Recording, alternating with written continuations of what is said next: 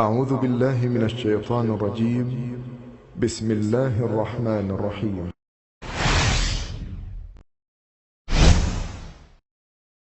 آدم اور حوا علیہم السلام دونوں اللہ کے حکم سے جنت میں تھے۔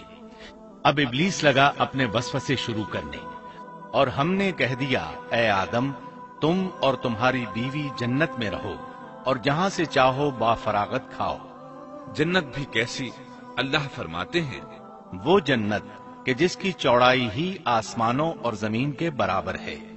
سو اس جنت میں سے جو چاہو سو کھاؤ، کچھ بھی منع نہیں سوائے ایک درخت کے، چنانچہ ارشاد ہوا اور ہم نے کہا اے آدم تم اور تمہاری بیوی جنت میں رہو، پھر جس جگہ سے چاہو با فراغت کھاؤ، اور اس درخت کے پاس مت جاؤ ورنہ ظالموں میں سے ہو جاؤ گے۔ ایک اور جگہ فرمایا اور جب ہم نے فرشتوں سے کہا کہ آدم کو سجدہ کرو تو ابلیس کے سوا سب نے سجدہ کیا، ابلیس نے انکار کیا، تو ہم نے کہا اے آدم یہ تیرا اور تیری بیوی کا دشمن ہے، خیال رکھنا ایسا نہ ہو کہ وہ تم دونوں کو جنت سے نکلوا دے اور تو مصیبت میں پڑ جائے۔ یہاں تو تجھے آرام ہے، نہ تو بھوکا ہے اور نہ ننگا، اور نہ تو یہاں پیاسا ہوتا ہے نہ دھوپ سے تکلیف اٹھاتا ہے۔ گویا اللہ نے سیدنا آدم علیہ السلام کو وسوسے سے پہلے ہی خبردار کر دیا تھا۔ ان آیات سے یہ بھی پتا چلا کہ انسان سے ابلیس کی عداوت اور دشمنی ابتدا ہی سے چلی آ رہی ہے۔ اللہ نے آدم علیہ السلام کو کامل نعمتوں سے نوازا، بھوک نہ پیاس، یہاں تک کہ پیاس کے اسباب سے بھی محفوظ، نہ گرمی اور نہ دھوپ، پھر بے انتہا حسن و جمال، مشقت نہ تکلیف، بدبختی نہ بدقسمتی۔ آدم اور حوا علیہ السلام کے دلوں میں وسوسہ ڈالنے کے بارے میں بھی قرآن نے روشنی ڈالی ہے۔ پھر شیطان نے ان دونوں کے دلوں میں وسوسہ ڈالا۔ یہ وسوسہ اس نے ان دونوں کو طمع دلانے کی صورت میں پورا کیا، اور یہ طمع دلائی کہ اس درخت کو کھانے سے ہمیشگی اور بقا ملتی ہے اور کبھی نہ ختم ہونے والی بادشاہت حاصل ہوتی ہے، اور اس وسوسے کا مقصد یہ تھا تاکہ ان کا پردہ بدن جو ایک دوسرے سے پوشیدہ تھا دونوں کے روبرو بے پردہ کر دے۔ ان کی شرمگاہوں کو ننگا کرنے کے لیے اس نے ایسا کیا۔ وہ دونوں کپڑے میں ملبوس تھے، ستر ڈھانپ رکھا تھا۔ جب انہوں نے اس درخت سے کھایا تو لباس نیچے گر گیا، دونوں برہنہ ہو گئے۔ یہی شیطان چاہتا تھا کہ انہیں برہنہ کر دے، اللہ کی نافرمانی پر اکسائے۔ ارشاد ہوتا ہے شیطان نے انہیں وسوسہ ڈالا، کہنے لگا اے آدم کیا میں تجھے دائمی زندگی کا درخت اور وہ بادشاہت نہ بتلا دوں جو کبھی پرانی نہ ہو؟ جب تم اس درخت سے کھاؤ گے تو ہمیشہ زندہ رہنے والے بن جاؤ گے اور زبردست بادشاہت حاصل کر لو گے۔ اس نے یہ تمنا بھی دلائی۔ تمہارے رب نے تم دونوں کو اس درخت سے اس لیے منع کیا ہے کہ تم دونوں فرشتے نہ بن جاؤ یا ہمیشہ زندہ رہنے والے نہ بن جاؤ۔ یعنی تم اس درخت سے کھا لو گے تو فرشتے بن جاؤ گے اور ہمیشہ قائم دائم رہو گے۔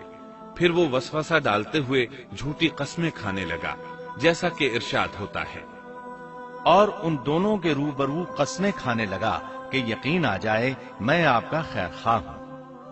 اللہ کی قسم کھانے لگا، اور اس وقت سے جھوٹی قسموں کی ابتدا ہوئی۔ اس نے ان دونوں کو فریب دے کر بہکا لیا، جیسا کہ فرمایا فَدَلَّاهُمَا بِغُرُورٍ، یعنی دھوکے سے انہیں پھسلایا، حالانکہ انہیں کسی چیز کی کمی نہیں تھی۔ بھلا وہاں کیا محتاجی ہو سکتی تھی؟ جنت میں سکون سے زندگی بسر کر رہے تھے، جنت سے بڑھ کر کیا چاہیے؟ ہمیشہ کے لیے جنت مل چکی تھی۔ اللہ تعالیٰ فرماتے ہیں ان دونوں نے جب درخت کو چکھا دونوں کا پردہ بدن ایک دوسرے کے روبرو کھل گیا، دونوں اپنے بدنوں پر درختوں کے پتے جوڑ جوڑ کر رکھنے لگے۔ کپڑے اترنے پر دونوں کو حیا آئی، اس لیے کہ انسان کی فطرت میں برہنہ ہونے کی ناپسندیدگی شامل ہے۔ برہنہ ہو گئے تو کوئی لباس نہیں تھا، اس لیے درختوں کے پتے جوڑ کر جسم ڈھانپنے لگے۔ حدیث میں آیا ہے آدم بھاگنے لگے تو اللہ نے پکارا آدم مجھ سے بھاگتے ہو؟ آدم بولے اللہ میں شرم کی بنا پر بھاگ رہا ہوں، اور اس وجہ سے کہ تیرے سامنے برہنہ کیسے رہوں۔ پھر یہ کہ نافرمانی کا ارتکاب بھی کر چکا ہوں۔ یہاں ایک سوال پیدا ہوتا ہے، دونوں میں سے پہلے کھانے والا کون تھا؟ اس بارے میں راجح قول یہ ہے کہ وہ حوا علیہ السلام تھی۔ انہی نے آدم علیہ السلام کو طمع دلاتے ہوئے اس غلطی پر آمادہ کیا تھا، جیسا کہ بخاری شریف میں نبی اکرم صلی اللہ علیہ وسلم نے فرمایا، اگر حوا نہ ہوتی تو کوئی عورت اپنے خاوند سے خیانت نہ کرتی۔ حوا علیہ السلام نے انہیں غلطی میں مبتلا کیا تھا۔ اگر حوا علیہ السلام نہ ہوتی تو آدم بھی خیانت میں مبتلا نہ ہوتے اور نہ معصیت میں مبتلا ہوتے۔ تب اللہ نے انہیں پکارا، کیا میں نے تم دونوں کو اس درخت سے نہیں روکا تھا، اور کیا یہ نہیں کہا تھا کہ شیطان تمہارا کھلا دشمن ہے؟ اب توجہ طلب بات یہ ہے کہ اس موقع پر دونوں نے کیا طرز عمل اختیار کیا۔ کیا وہ دونوں اپنی معصیت پر بضد رہے اور تکبر کرنے لگے، جیسا کہ ابلیس نے سجدہ کرنے سے انکار کیا تھا اور پھر لگا تھا اپنی معصیت پر اصرار کرنے، یا ان دونوں نے توبہ کر لی؟ جی ہاں، دونوں نے توبہ کر لی، جیسا کہ قرآن مجید میں آتا ہے، دونوں نے کہا، اے ہمارے رب، ہم نے اپنا بڑا نقصان کیا، اور اگر تو ہماری مغفرت نہ کرے گا اور ہم پر رحم نہ کرے گا تو واقعی ہم خسارہ پانے والوں میں سے ہو جائیں گے۔ اس قصے میں ایک سوال یہ ذہن میں پیدا ہوتا ہے کہ جب سیدنا آدم علیہ السلام کو ابلیس نے سجدہ نہ کیا تو اللہ تعالیٰ نے اسے مردود بنا کر جنت سے نکال دیا۔ پھر وہ سیدنا آدم علیہ السلام کو اس درخت کے قریب کس طرح لے گیا جبکہ وہ جنت سے باہر ہو چکا تھا؟ قرآن کریم میں اس بارے میں یہ الفاظ آئے ہیں، پھر شیطان نے ان کے دلوں میں وسوسہ ڈالا۔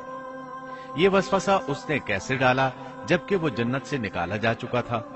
مفسرین نے اس کے جواب میں لکھا ہے کہ اس نے جنت سے باہر رہ کر یہ وسوسہ ڈالا تھا۔ جیسے آج کل تار اور بغیر تار کے آواز کو دور دراز علاقوں تک پہنچایا جا سکتا ہے، ایسے ہی شیطان نے اپنی طاقت سے یہ وسوسہ ان کے دلوں تک پہنچایا۔ اللہ کا حکم ہوا، جنت سے اتر جاؤ۔ مزید فرمایا، تم آپس میں ایک دوسرے کے دشمن ہوگے اور تمہارے واسطے زمین میں رہنے کی جگہ ہے اور ایک وقت تک نفع حاصل کرنا ہے۔ اللہ نے مزید فرمایا تم وہیں زندگی بسر کرو گے اور وہیں مرو گے اور وہیں سے دوبارہ نکالے جاؤ گے۔ قرآن مجید کے دیگر مقامات میں بھی اس قصے کی تفصیل موجود ہے۔ مثلاً فرمایا، اور اس سے قبل ہم نے آدم سے ایک عہد لیا تھا مگر وہ بھول گئے اور ہم نے ان میں کوئی عزم نہیں پایا۔ اللہ تعالیٰ فرماتے ہیں، اور جب ہم نے فرشتوں سے کہا آدم کو سجدہ کرو تو ابلیس کے سوا سب نے سجدہ کیا، اس نے صاف انکار کر دیا، تو ہم نے کہا، اے آدم، یہ تیرا اور تیری بیوی کا دشمن ہے، خیال رکھنا ایسا نہ ہو وہ تم دونوں کو جنت سے نکلوا دے اور تو مصیبت میں پڑ جائے۔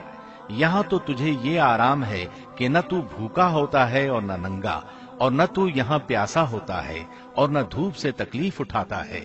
لیکن شیطان نے اسے وسوسے میں ڈال دیا، کہنے لگا، میں آپ کو دائمی زندگی کے درخت اور وہ بادشاہت بتلاؤں جو کبھی پرانی نہ ہو۔ چنانچہ ان دونوں نے اس درخت سے کھایا، پس ان کے ستر کھل گئے اور وہ بہشت کے پتے اپنے اوپر چپکانے لگے۔ آدم نے اپنے رب کی نافرمانی کی، پس بہک گیا۔ پھر اس کے رب نے نوازا، اس کی طرف توجہ فرمائی اور اس کی رہنمائی کی۔ حکم ہوا، تم دونوں یہاں سے اتر جاؤ، تم آپس میں ایک دوسرے کے دشمن ہو۔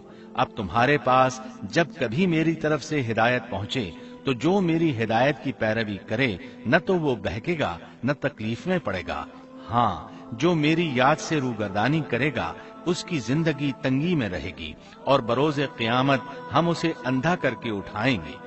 آدم علیہ السلام زمین پر اترے اور اپنے رب سے توبہ کے کلمات سیکھ لیے۔